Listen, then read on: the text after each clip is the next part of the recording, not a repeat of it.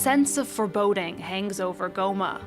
The commercial hub of eastern DRC is again facing the threat of M23 rebels, who are now within several dozen kilometers of the city. The group's resurgence over the past year has reawakened old traumas. Jackson Zaera remembers 10 years ago, when the rebels overtook Goma in a matter of hours. He was at home when a bomb fell just meters from his house. The bomb landed in that enclosure, and it fell on a young girl. We carried her to Aid Africa, and the bomb destroyed the roof of the house inside. Not far away, Saeed is also haunted by memories of 2012. He still has the piece of shrapnel that struck him, and his body bears the scars.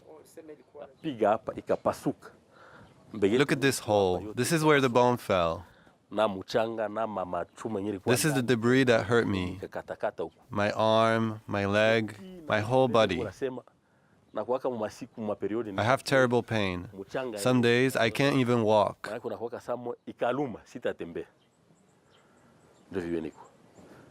When I learned that M23 was advancing on Goma again, I was scared.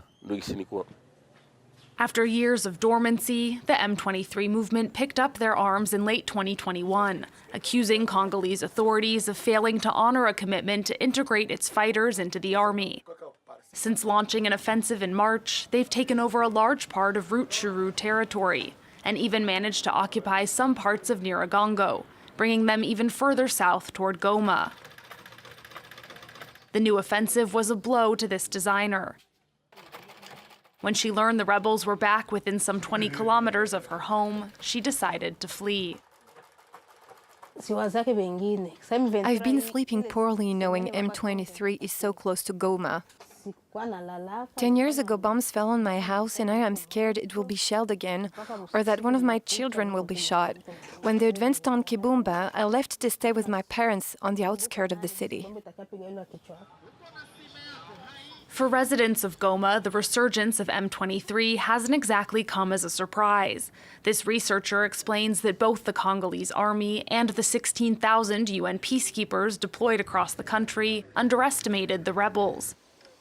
The group was defeated in a 2013 counteroffensive, but M23 merely retreated to neighboring Uganda and Rwanda, an exile that gave them time and space to rearm and re-strategize. When they occupied this part of the territory in the Virunga National Park, surrounded by volcanoes in the middle of nowhere, on 3 borders, everyone could see them, but everyone believed they weren't dangerous. Because they were only a dozen kilometers away from major Congolese army positions like Bunagana. But no one attacked them, because we thought they'd die of cold.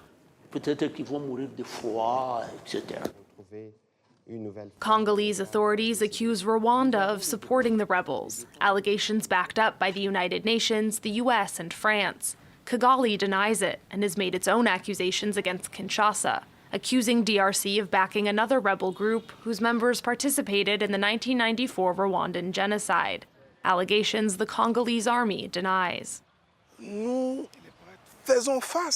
We're not facing the same M23 as before. Today, there are nations that are behind the movement. So whether you say the Congolese armed forces are ready or not, we are a national Republican army, and our mission is sovereign. Our mission is to defend the integrity of our national territory. Daily life in Goma is now set to the rhythm of military patrols. A first group of Kenyan soldiers has arrived to help as part of a regional force, but many criticize the presence of a foreign military. They ask why no counteroffensive has been launched to push back the M23 rebels before they ever reach the city.